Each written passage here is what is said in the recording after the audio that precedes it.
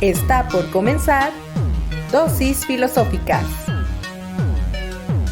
Sintoniza el 1180 de amplitud modulada.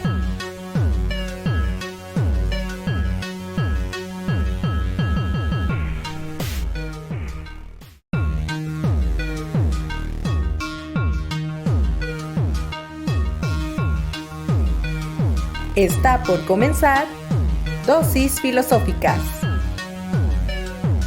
Sintoniza el 1180 de amplitud modulada.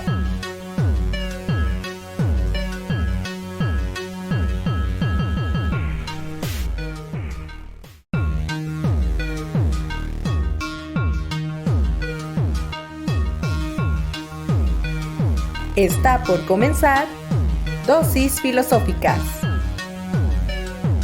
Sintoniza el 1180 de amplitud modulada.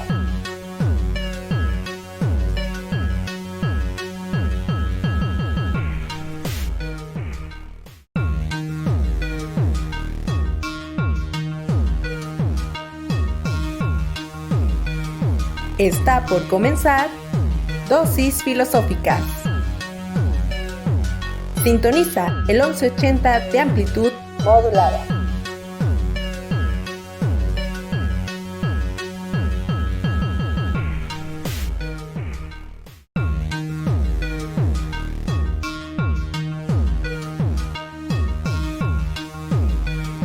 Está por comenzar Dosis Filosóficas. Sintoniza el 1180 de amplitud modulada.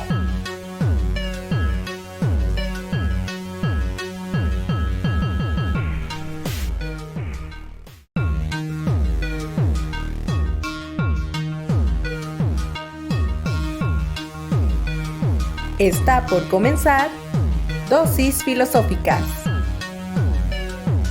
Sintoniza el 1180 de amplitud modulada.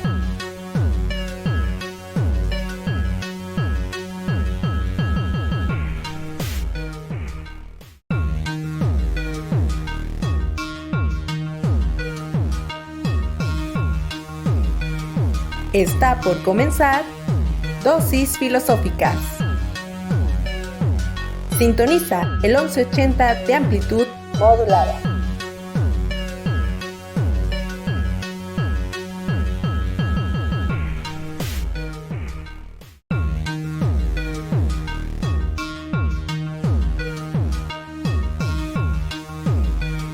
Está por comenzar Dosis Filosóficas.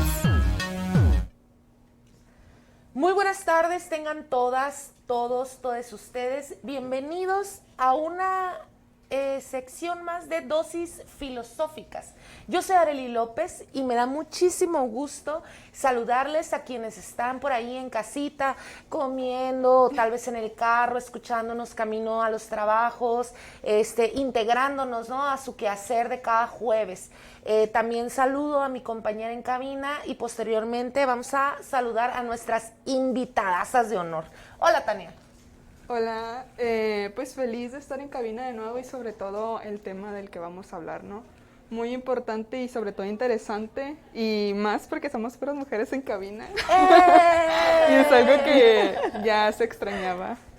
Sí, ya extrañábamos que fuera cabina con las conductoras aquí, ¿no? Lo siento, Rubén, no es personal, es estructural.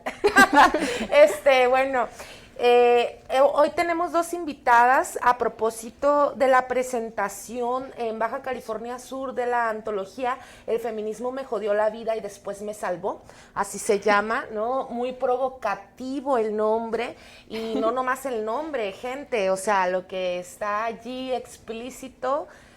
Bueno, no le vamos a hacer un spoiler, asista, ahorita nos van a comentar nuestras invitadas.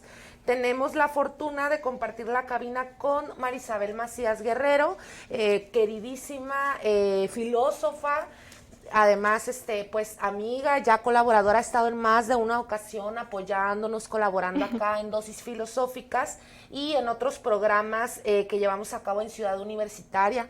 Muy buenas tardes, Marisabel. También Antes de darle la palabra a Marisabel, me gustaría mencionar que viene una de las colaboradoras de la antología. Ella es Elisa Lotero Velázquez, de formación bióloga, sin embargo, con una inteligencia y una sensibilidad que la ha llevado, pues además del ejercicio de su profesión, pues incursionar en la escritura, ¿no? Y en el feminismo. Entonces, les cedemos el micrófono. Adelante. Hola, buenas tardes. Pues muchas gracias por la invitación y qué placer para nosotras estar en su último programa de este receso vacacional de Dosis Filosóficas. Muchas gracias. Sí, bueno, yo también los saludo. Muchas gracias por recibirnos. Pues una sorpresa siempre. Todo este camino de la escritura que es nuevo para mí está lleno de sorpresas. Como esta. Como esta, exacto. Muchas gracias. Bueno, pues les abrazamos muchísimo, muchísimas gracias por aceptar la invitación. Estamos cerrando semestre en Ciudad Universitaria. Acuérdese usted que nos escucha desde el 1180 de AM o nos ve por redes sociales en Facebook. Este programa pues es el programa de divulgación filosófica de la Universidad Autónoma de Baja California Sur. La idea es que la filosofía baile y vuelva al sitio en donde emergió, que es en el ágora, en el espacio abierto, en las calles, entre la gente, ¿no? Entonces, pues es un esfuerzo sostenido que tenemos ya desde hace más de 5 años y estamos cerrando el semestre con broche de oro, justo aquí con ustedes presentes para hablar de un tema pues bastante interesante que tiene que ver con las inquietudes también de las chicas. Jessica no pudo venir, le mandamos un saludo a Jessica, amaneció con síntomas de COVID, pero estaba que se derretía, bueno, no de COVID, síntomas de gripa, entre que gripa, pero que ya sabemos que luego el COVID parece gripa y así. Un saludo, Tania, pues Tania, no Tania, que está. Jessica, donde quiera que estés, un saludo muy grande. Se derretía por venir con las preguntas, hizo la tarea y en la mañana me decía, ay, dígame que puedo. Y yo, no, quédate en tu casa. Tú ahí, desde allá nos mandas las preguntas, Jessica. Desde ahí nos mandan las preguntas. ¿Quieres presentar el tema, Tania? Sí, me parece bien, sobre todo porque tiene que ver con, pues como mencionamos, ¿no? Feminismo, escritura y erótica. Y últimamente ha sido uno de los temas en los que más ha tenido interés, sobre todo entre las mujeres. Y a mí me parece pertinente mencionar a 2 autoras que yo pues me di la tarea de aprenderme más o menos el nombre porque estoy súper mal con los nombres. Y pues la primera, ambas son estadounidenses, sé que voy a aclararlo, porque también hay escritoras mexicanas, claro. Pero la revisión que yo hice fue de 2 chicas estadounidenses y en la que la primera habla sobre las 2 tendencias que hay en la escritura literaria feminista. Y primero habla de la mujer analizando las imágenes de las mujeres dentro de la escritura masculina. Y esto dio pie a que se hicieran esas teorías de género y más, que ahorita también es otro tema que se ve en la escritura. Y su segunda postura, o su segunda tendencia, habla de si hay en sí algo que caracteriza la escritura de la mujer. Porque se ha visto esa tendencia, sobre todo en años pasados, en que como a la mujer se le limitaba, tenía que usar ciertos nombres de varones o incluso el anonimato, ¿no? Porque era como que no, la mujer no puede escribir. Y en otra autora también, la segunda autora, ella habla sobre las características a las que tiende la mujer dentro de la literatura. La primera es hacer esa compensación histórica, es decir, se habla de la búsqueda de las mujeres en escritura, y esto lo hemos visto en varios trabajos, no sé si lo han visto, en donde las mujeres tratan de compensar en relaciones, por ejemplo, en filosofía, ¿no? Que muchos vimos, no sé, Jean-Paul Sartre con Simone, y lo traigo muy aquí porque fue un autor que a mí me gustó muchísimo, y en ver qué tanto influían las ideas de los varones en las mujeres, y en qué tanto era idea en sí de la mujer, pero se la atribuía al varón. Otra de las características es en que se le reconozca a la mujer en la escritura, y por última, en ver otra vez, es la característica como la primera, en la que si hay una característica que realmente la mujer tiende a distinguirse de la escritura de los varones, porque a veces confundían, bueno, últimamente ya se hace más la precisión entre sexo y género, ¿no? Y en ver si tales, se podría decir, factores que podría influir en la escritura de la mujer. Y no sé si quieran mencionar algo más. Pues, bueno, pensaba que, no sé si mencionaste la primera autora, ¿no? ¿El nombre? La primera es Elaine Showalter. Sí. Ajá. Y la segunda es, no sé si se pronuncia Gerda o Gerda. Gerda Lerner. Sí, ellas dos. Ok. Sí, yo, por ejemplo, o sea, pensando en la propuesta que hace Showalter, en la que ella habla como de algunas fases que existen, ¿no? Como en este tránsito de las mujeres en la escritura, aunque también lo que aclara un poco Showalter es que ella va a hablar como, o sea, las mujeres siempre hemos participado en la escritura, ¿no? Como históricamente hemos estado ahí, aunque no de manera visible, y como bien lo comentabas tú, muchas veces han tenido que usar seudónimos, o sea, como que sabemos, no solo desde la escritura en términos literarios, sino también filosóficos, ¿no? En cualquier sentido que las mujeres hemos estado como un poco al margen, digamos, o excluidas, perdón, de esos terrenos que se consideran como exclusivos de los varones. Entonces lo que dice Showalter es que en realidad ella, para hablar de estas fases, va a tomar en cuenta como desde que el feminismo irrumpe, o las mujeres que están en el feminismo empiezan a tomar un espacio de manera mucho más formal, sistematizada en la literatura, ¿no? Como cuando surge la crítica literaria feminista, y entonces ella habla de esta fase crítica, que sería como, sí, la feminista en la que hacen esto, y que uno de los grandes ejemplos es el libro de Política Sexual de Kate Millett, donde analiza justo cómo es que los hombres nos han representado en la literatura, ¿no? Y eso a mí me parece que sería como un tema muy, muy rico a poner sobre la mesa en cualquier momento, tiempo y espacio, porque incluso en la actualidad, si nos preguntamos, bueno, ¿cómo son los personajes femeninos de la literatura producida por varones incluso hoy en el siglo XXI? Pero lo que dice Showalter es que luego pareciera que esa preocupación cambia, no quiero decir evoluciona, sino como da un viraje a centrarse en las mujeres como creadoras y como productoras de cultura, y entonces a preguntarnos, bueno, sobre qué están escribiendo, ¿no? Cuáles son sus estilos, cuáles son sus formas, sus propuestas, el tratamiento de los temas, qué personajes proponen, no sé, como diría Kollontai, cuáles son sus heroínas, ¿no? de ese momento. Entonces, también ella trabaja como con 4 modelos, Showalter, y a todos también se les ha hecho como una crítica, pero hay un modelo que es el que yo retomo para mi trabajo de investigación, que es el modelo cultural. O sea, dentro de Showalter propone algo que se llama ginocrítica, que tiene que ver justo con estudiar estas imágenes de las mujeres y todo lo que se propone o caracteriza una literatura una literatura femenina o una escritura de mujeres. Por ahí hay como un gran debate dentro del feminismo, si queremos decirle literatura femenina o no, o literatura de mujeres. Ese es un debate muy interesante desde el arte en general. Pero bueno, dejando un poco de lado eso, y ya para dejar el uso de la palabra hasta aquí, en este modelo cultural lo que dice Showalter es que no solo hay que como hacer un análisis literario de cuáles son las imágenes que utilizan, sino cuál es la relación del contexto de las autoras con lo que aparece en sus textos. Y en el caso, por ejemplo, de mi investigación, lo que hago es aplicar desde la perspectiva de la ginocrítica este modelo cultural para analizar los textos de las mujeres que colaboran con mi trabajo. Sí, creo que sería importante aquí dar un poco de contexto a la audiencia.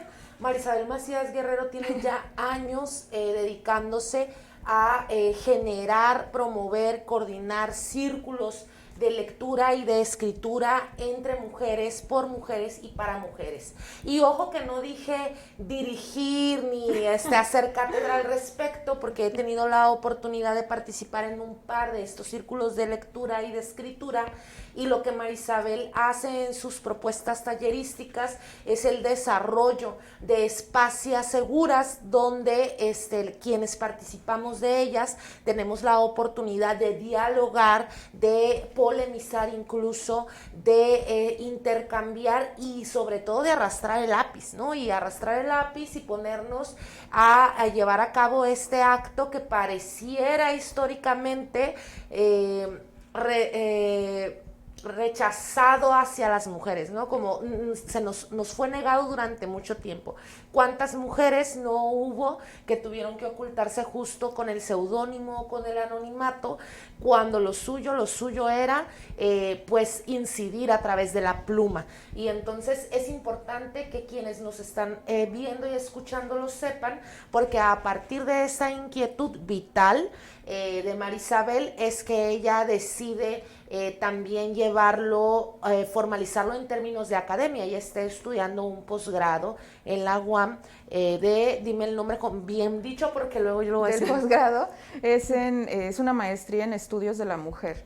Ajá, una maestría en estudios de la mujer en la UAM, y entonces su trabajo va sobre esto y es muy interesante y muy propositivo en muchas medidas, claro, pero la que me gustaría a mí aquí destacar es que es una inquietud que trasciende a la teoría, pero que de inicio ya es una inquietud que tú traías desde mucho tiempo atrás, ¿no? Incluso desde que vivías aquí en La Paz, estabas generando talleres acá, no recuerdo si se pudo llevar a cabo o no en términos ya, o sea, contundentes, pero recuerdo que hiciste una propuesta para trabajar con las reclusas del Cerezo de aquí de la ciudad, y cuando te vas a vivir a Ciudad de México, entonces allá también te pones a generar estas espacios para compartir, leer y escribir entre mujeres, ¿no?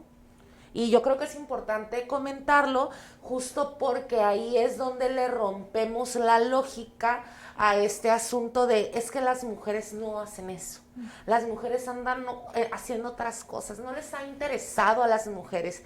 Bueno, ¿qué tanto es falta de interés y qué tanto es justo estas consignas estructurales que no nos dan la oportunidad? Deja tú de hablar de una habitación propia, o sea, aunque no fuera propia la habitación, pues yo sé que es metafórico, pero estoy haciendo un guiño, pues hablar de ese espacio, ese tiempo y esa validación de que la mujer lleve a cabo un ejercicio escriturístico. Y bueno, si le metemos además ya la variable, que en este asunto no es variable, es factor determinante, que es la erótica, bueno, se nos hace esto una cascada increíble de inquietudes, ¿no?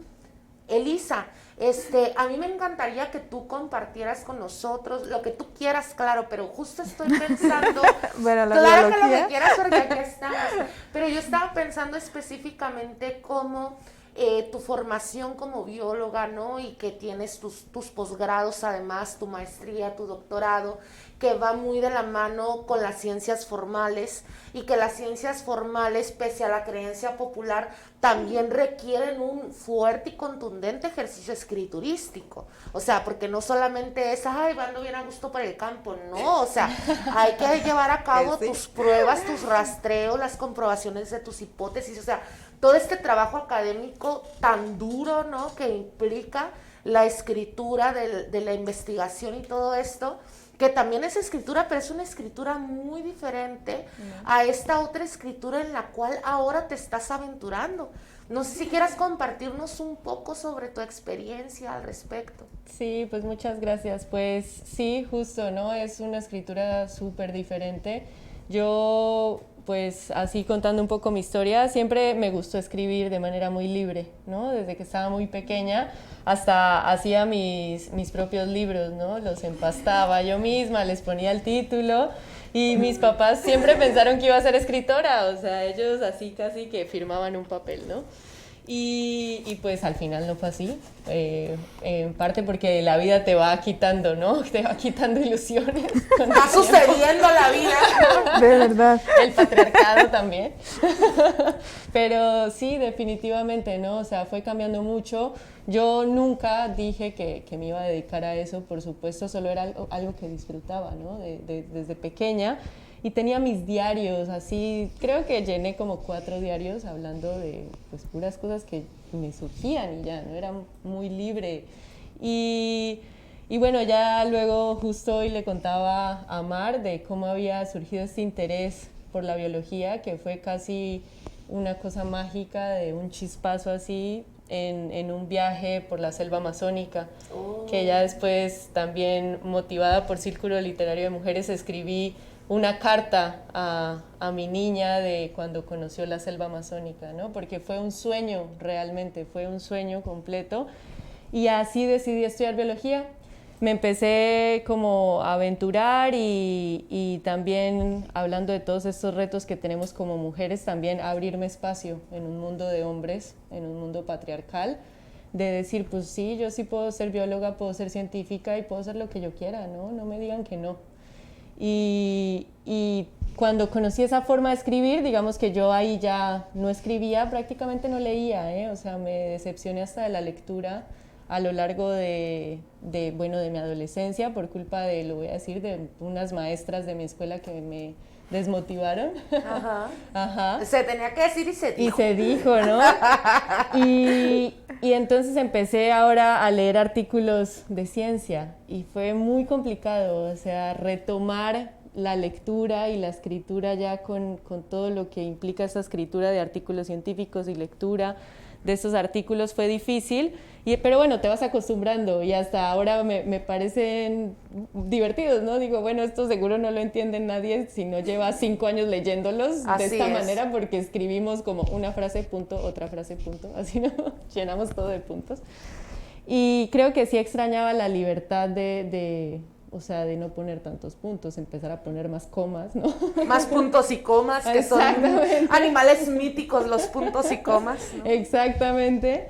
Y bueno, Mar me devolvió un poco también eso, ¿no? Esa confianza en la libertad de escribir. Entonces, sí, ahora le saco gusto a estas dos cosas. Creo que la escritura científica tiene algo bueno, ¿no? Es bonita, es clara, es concisa, pero también el modelo económico pues, nos ha llevado a que ahora todos los científicos tenemos que publicar 5 artículos en 3 meses y pues nadie puede hacer eso con gusto, ¿no? Nadie le puede sacar gusto a eso. Yo dudo que lo puedan hacer auténtica y válido, ¿no? O sea, de principio, y ya no, con gusto, quién sabe. Exacto, ¿no? Entonces sí, poder volver a escribir con más libertad y desde más adentro, pues digamos que me ha llenado muchísimo y estoy muy feliz por eso.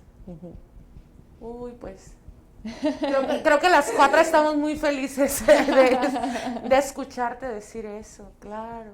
A mí me llama la atención que hables de la escritura científica, sobre todo porque ha sido uno de mis últimos intereses, a mí la filosofía de la ciencia. Y entonces yo me enfrenté a la lectura de los filósofos científicos, o incluso que eran meramente físicos, pero después se interesaron por la filosofía. Entonces sí noto esa como distinción cuando te enfrentas a escritores de distintas áreas, porque son como mucho más sistemáticos, no sé, y sí es como que a mí se me complicó muchísimo porque era como que no podía pasar. Si no entendía un párrafo, sentía que tenía que volver a leerlo hasta comprenderlo. Pero yo ahorita ya como que ya le agarré la onda, quiero creer. Sí. Pero sí te toma como cierto tiempo, ¿no? Cuando ya estás acostumbrada a cierto tipo de escritura, de lectura, y pasarte a esto. Y también un punto y ya, a esto, hablando de puntos, me acordé de la escritura, por ejemplo, en los libros juveniles. En cómo son representadas las mujeres, otra vez volviendo, sobre todo en una aplicación, no sé si se acuerdan, y me acuerdo que con Jessie lo hablé, de Wattpad, no sé si... Wattpad, sí, me platicaron ustedes de eso. Sí. Es una aplicación, sí, es una aplicación donde ahorita ya tiene cobro y todo, pero antes, cuando llegué a leer en esa aplicación, usualmente son más chicas que varones, donde escriben sus escritos. Unos se le dicen fanfiction, otros son novelas auténticas y otros son incluso poemas, son de todo, ahí te encuentras de todo. Pero me acuerdo que cuando yo empecé con mi interés hacia la filosofía, yo antes leía puras novelas juveniles, y fue cuando, no sé, fue un momento en el que yo ya me estaba cuestionando lo que estaba leyendo. Yo tenía como 14, 15, 16 máximo, yo creo. y miraba como siempre la imagen que se le daba a la mujer, y incluso las narraciones, en que siempre era narrado desde el varón. Y cuando rara vez me topaba que era narrado por la mujer, era siempre de que me siento la mujer sensible, esa mujer débil, que no podía vivir sin el protagonista varón, que era el macho, el, ¿cómo le dicen? El fuckboy. Y todas estas características se le dan a los personajes, ¿no? Como esta fuente de autoridad, se podría decir. Y me acordé porque justo quería mencionarlo con Jessica, nada más que ahorita pues no vino, en cómo consumíamos todo ese contenido. Y ahorita ya, pues creo que ya tiene rato en que hablamos en cómo de, ay, ¿cómo podemos leer esto? O incluso nos pensamos novelas que leímos ambas, y ahorita es como que ni siquiera no quiero admitir que leí eso, porque es como que... ¡Qué oso! Sí. Ya son niñas grandes, así, ¿no? El Wattpad, ¿o cómo? Sí, sí. Ajá. Aunque no quiero decir que todas las novelas ahí son patriarcales y tal, ¿no? Pero sí tienen mucha de esa influencia, sobre todo porque el público es joven, usualmente el del consumo lo consumen muchas que son más chicas, no digo que las más grandes no consuman, ¿no? Pero sí me crucé como ex compañeras cuando yo estaba más chica que todas teníamos la aplicación, y ahorita ya no tanto, pero porque ya sí se cobro, ya no es gratuita. Pero sí como ciertas características que encontraban los personajes femeninos. Y ahorita también novelas súper populares que sí sacaron a físico, por ejemplo, no sé si se acuerdan de la de Hush Hush, ¿no les suena? Bueno, son novelas así, son como del 2000, bueno, se hicieron populares como en 2015, sobre todo, no sé si se acuerdan cuando estuvo este boom de la novela esta de ¿cómo se llama? Bajo la misma estrella. Era de todas sí. esas características de todo. Vino unos tipos de novela en las que si no las leías tú, no tenías derecho de hablar de libros. Y me acuerdo que eran como aplicaciones, esta de Wattpad, incluso Tumblr, también se tocaba mucho, en ciertas páginas de Facebook. Y eran puras mujeres las que yo me cruzaba, en donde hablaban de que no, quiero tal personaje, quiero un novio como Patrick. Y son personajes ahorita que los analizas y son horribles. O sea, en cómo la influencia que tuvo la escritura en nosotras. Y es como ahorita es una de las preocupaciones porque lo veo mucho como es un cierto consumo masivo en el que he visto, por ejemplo, a mi hermana que es menor que yo, bueno, ahorita ya tiene 19, pero a ella también le tocó consumir todos estos tipos de novelas y en cómo termina influyendo incluso en las relaciones interpersonales que tienen con los varones. Ya, hablo mucho. Me preguntaba si o sea, porque creo que la novela famosísima de 50 sombras de Grey surge en alguna aplicación o plataforma parecida, ¿no? O algo así se dijo, como que la autora, bueno, habitaba virtualmente estos foros, pues, ¿no? Y se construyó un poco en ellos, de ajá. Eso. After fue otra que recién sacaron la película. No sé, yo tengo Webtoon. Yo también. No, yo soy un poco la tía de las aplicaciones. Sí, no, yo tengo O sea, Webtoon, pero es no para tengo. los cómics. Ajá. Sí, Sí. de eso. Sí. Pregunta por aquí, Jessica sí está, solo que está en virtual. Dice, qué ganas de estar ahí, pone una carita llorando. Dice, pregunta, ¿qué constituye la erótica femenina? Híjole, pues que para el doctorado te quiere dar el... Ya te construyó el problema del doctorado. ¿Qué constituye la erótica femenina? Los roles que ha consagrado la cultura patriarcal censurando la articulación femenina. Creo que ahí te está contestando a ti. I miss you, Tania. De por sí ya era bien selectiva con mis lecturas antes, ahora me doy cuenta de cómo perpetuaban violencias por el gusto en ciertas lecturas. Es como, ¿what? ¿Eso es romántico? Ja, ja, ja. Es lo que dice, pues aquí Jessica.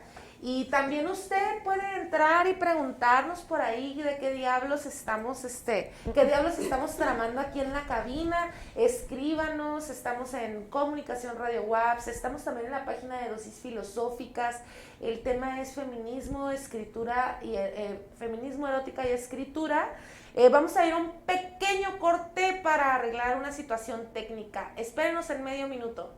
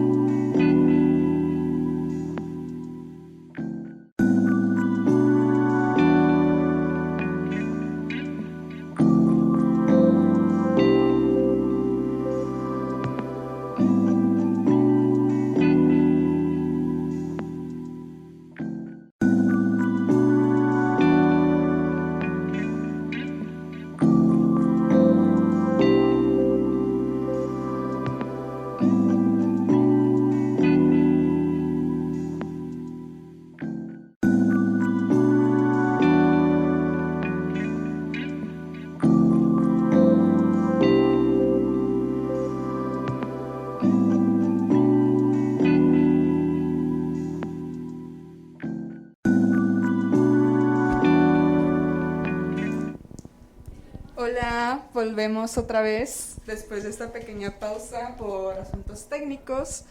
Y bueno, estamos hablando de la escritura, ¿no? Y todas esas influencias. Y bueno, me gustaría continuar. Ahorita no sé si quieran hablar respecto a esto. Y me acordé, ahorita que me dieron los recuerdos, ¿no? Vaya. De una serie que estoy viendo, no sé si han escuchado de Dickinson. ¿Cuál? ¿No? ¿La Bueno, serie así se llama? Sí, Dickinson. Trata sobre... yo trayendo esos temas. No, está genial. Bueno, La también juventud. nosotras somos Soy la las que tía de las estamos series bien, también. Bien poco actualizadas. Claro. Actualízanos, Tania Ovid. Bueno, trata sobre una chica que escribe poemas en cierto tiempo, ¿no? Donde la mujer tenía prohibido escribir. Y incluso esta tiene medios clichés, como toda serie juvenil. Bueno, usualmente. Y a mí me llamó la atención porque, pues, está basada en una poeta real. O sea, sí, su nombre sí era Emily Dickinson.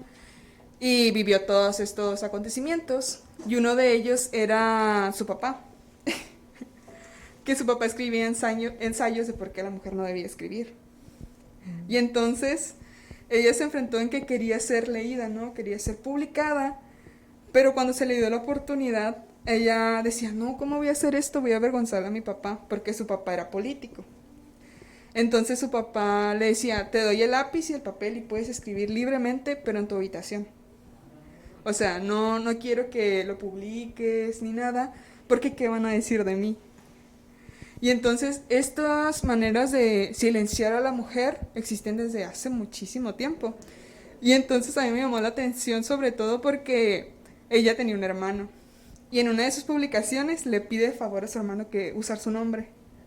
Y el hermano accede porque dice, pues tienes que ser leída, pero entiendo también lo de papá, porque es un varón también político y tal, accede. Y él le dijo, nada más no quiero reclamos después si papá lo ve y no cree. Y el caso es que publican el poema, ¿no? Y ella bien feliz de ver el periódico y ver a su poema publicado. Pero su papá cuando lo lee se da cuenta que no fue su hermano, porque le dice, tú escribes horrible, no puede ser tuyo. Básicamente le dice, ¿crees que me vas a engañar y decir que tu hermano escribió esto? Y el hermano se queda así como que indignado, claro. Pero pues le da la razón, pues porque él escribió horrible. Y empiezan una discusión, ¿no? De cómo, ¿por qué haces eso? ¿Acaso no me reconoces como tu autoridad y tal? Y spoilers, ¿no? Que estoy dando ahorita. Pero es súper interesante la serie, si quieres se las paso, porque la tengo en Drive. Y habla de... Básicamente narra ciertos acontecimientos en los que influyeron a la muchacha. Y ya después de cómo fue perdiendo el miedo. Incluso ella tenía un amigo que él la quería publicar, pero tal cual su nombre. Él le decía como que tú mereces ser leída por los demás y eso no importa si tú eres mujer. Porque el supuesto personaje ese sí no sé si fue de verdad o lo inventaron para darle el impulso supuestamente al personaje principal. Pero todas estas, pues, características, ¿no? que hemos visto sobre todo actualmente también, en cómo se supone que el varón impulsó a la mujer o cosas así. Y es una serie súper interesante que también toca esos temas de la escritura y de la mujer y de la erótica también, porque hubo un momento en el que la poeta pues fue muy criticada porque se cuestionaba su orientación sexual, porque ella era lesbiana. Y decía, ¿cómo van a escribir tan lindo sobre otra mujer? Y fue otro punto que también le criticaron muchísimo. Pero ella estaba enamorada de su mejor amiga que se casó con su hermano. Pero sí, es un rollo. Sí, a mí me parte el corazón también eso. Pero ella, Sue se llama la muchacha de la que está enamorada, ella siempre le dice como que está enamorada de ella, ¿no? De su hermano ¿qué? Básicamente muchas veces le replica esto. Pero todos los poemas que ella escribió, pues, fueron para su enamorada. Y entonces no sé si quieren hablar algo de la escritura, la erótica, todas esas influencias o estos, se puede decir... no encuentro la palabra. Estas prohibiciones, estas lagunas que hay incluso en la escritura. No sé, algo. Dije mucho, quizá. Pues bueno, no puede haber silencio en radio. No se descompuso su radio, señor, señora, que va en el carro. Aquí estamos. Creo que este planteamiento, bueno, primero me queda claro que estoy muy desactualizada de series. Estas vacaciones de 2 semanas que voy a tener de asueto universitario, tengo que seleccionar algo de todo lo que me ponen ustedes a ver, a leer, porque tú, Rubén, Jessy y toda la equipa de Dosis Filosóficas son expertos en material audiovisual y yo la verdad no soy experta para nada en material audiovisual, pero eso me queda muy claro de principio. Y segundo, creo que con base en lo que nos platicaste de spoilers de la serie, pues me surgen un par de inquietudes, ¿no? Sobre la actualización de estos contextos. ¿Por qué? Porque a ti y a otras colaboradoras de Dosis Antes también, cuando les escucho que platican sobre estas series, ¿no? De esta, ¿cómo se llama? Annie Coney o Emily Dickinson. No. Esta es la tuya de Emily Dickinson, pero luego hay otra muy famosa. algo así, a Anne Coney o algo así, ¿no?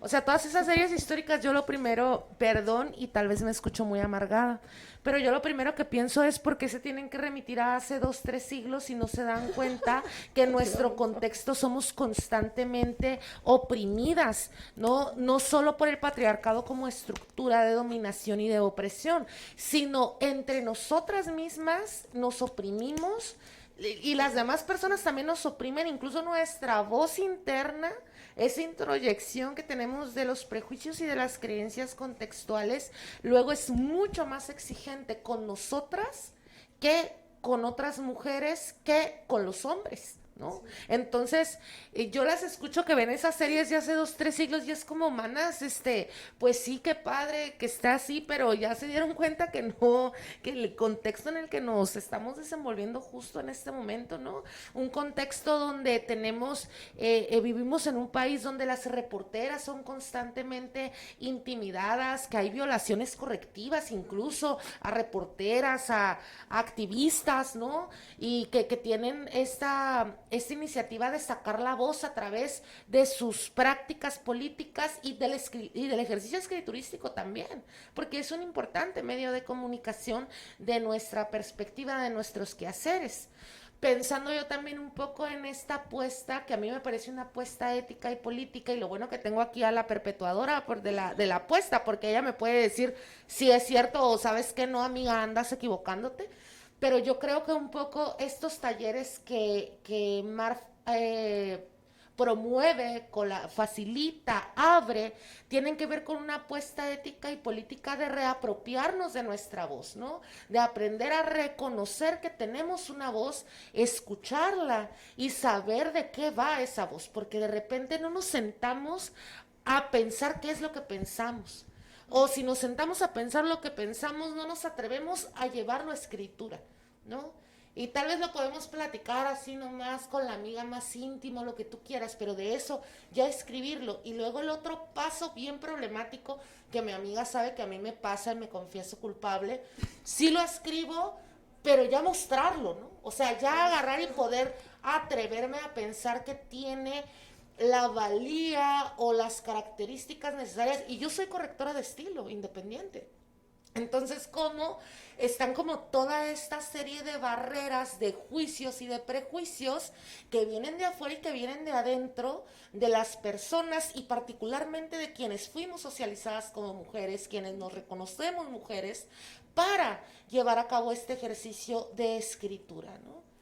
Y que es un ejercicio sin duda erótico, en tanto que es una fuerza que nos incita a crear y a recrearnos en el mundo, ¿no? A crear y a recrearnos de la realidad, de la fuerza absoluta de la hoja en blanco y de ese quehacer que implica que esto se hace en comunidad.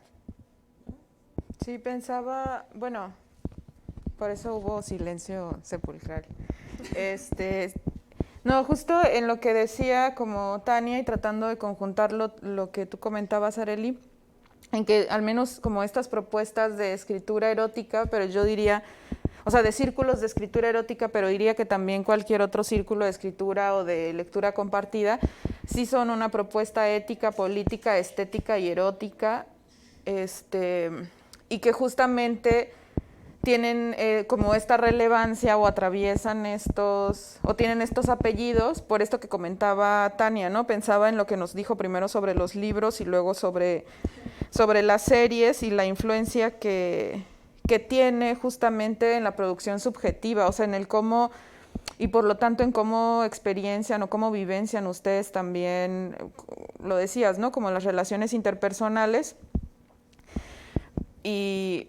O sea, sí como vivencian las relaciones interpersonales, pero justamente como consecuencia de, ¿no? O sea, sí, las vivencian así porque todo producto cultural y toda propuesta estética, igual que otras propuestas, pues atraviesan la experiencia y por lo tanto modelan o nos producen como sujetas, ¿no? Entonces, por eso es tan importante que pues si estamos viendo esto que decía Arely de hace como no sé qué tantos siglos, bueno, yo creo que no creo que sea como un revisionismo, pero sí me parece que es este rescate que se intenta hacer, ¿no? Desde los productos culturales para seguir como enfatizando lo que el movimiento feminista está haciendo con la visibilidad de las mujeres en el arte, con también la visibilidad de las propuestas actuales de las mujeres en el arte. Entonces a mí me parece que puede tener sentido, ¿no? Por supuesto, rescatar estas personajes históricas. Claro.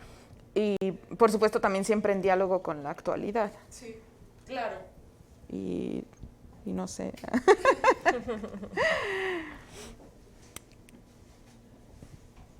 Entonces, yo puedo seguir hablando, pero no lo sé. Sí, justo creo que sí, si bien pues tenemos muchas problemáticas actualmente, a mí me llama la atención esto de que se están rescatando últimamente a personajes mujeres y se está trayendo desde una manera pues en series, en libros, en películas, sobre todo porque también es un consumo masivo ahorita y que creció todavía más en pandemia, ahorita que estamos en casa era más de ver, ¿no?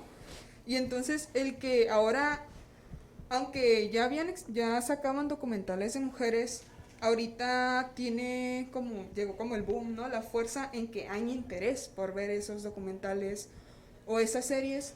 Entonces es lo que yo también rescato, el que ya se esté visibilizando ciertos personajes y sobre todo, pues, los contextos en los que vivieron y sobre todo porque, pues, claramente tiene influencia, ¿no? Ya que ahorita ya se puede hablar de feminismo más abiertamente que antes y pues eso es lo que yo estoy rescatando de que el consumo de estos personajes dentro de aplicaciones o en la televisión ya sea vista pues por más mujeres y también pues varones, porque varones también ya se están incluyendo en estos productos, en tanto están viendo pues lo que ocurría, porque ya se puede decir que puede ser un momento en el que ya se están concientizando desde algún punto, pero sobre todo aquí es en la conciencia misma de las mujeres, porque nosotros también,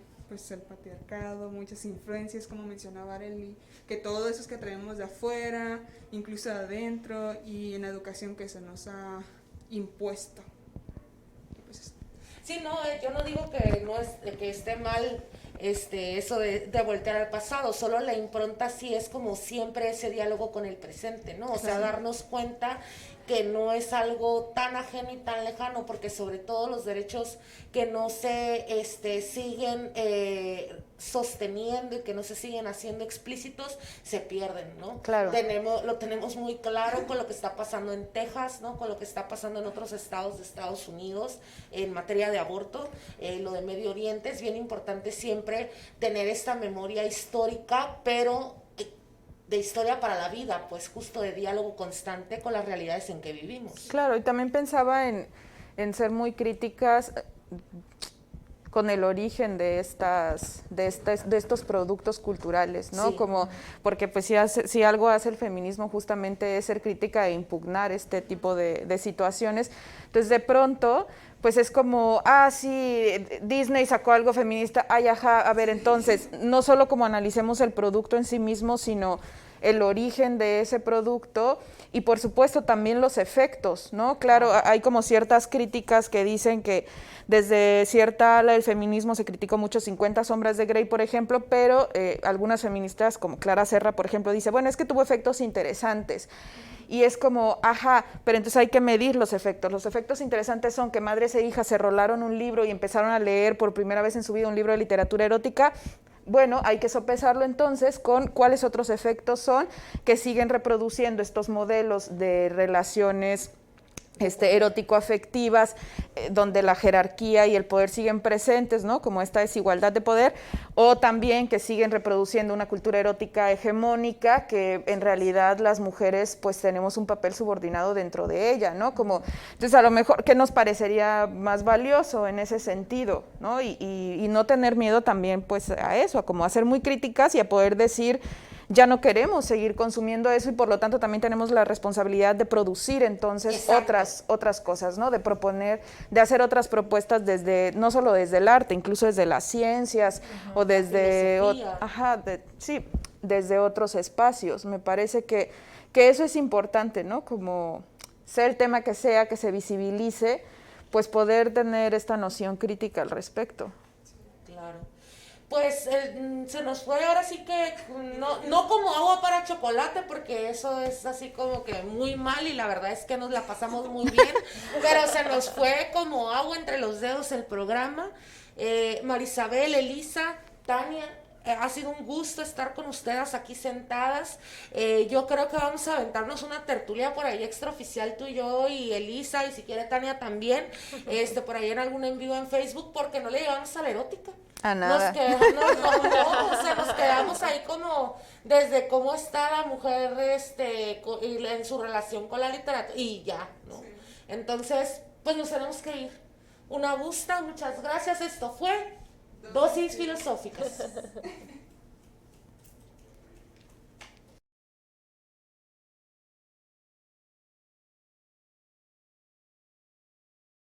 Esto fue Dosis Filosóficas. Gracias por sintonizar el 1180.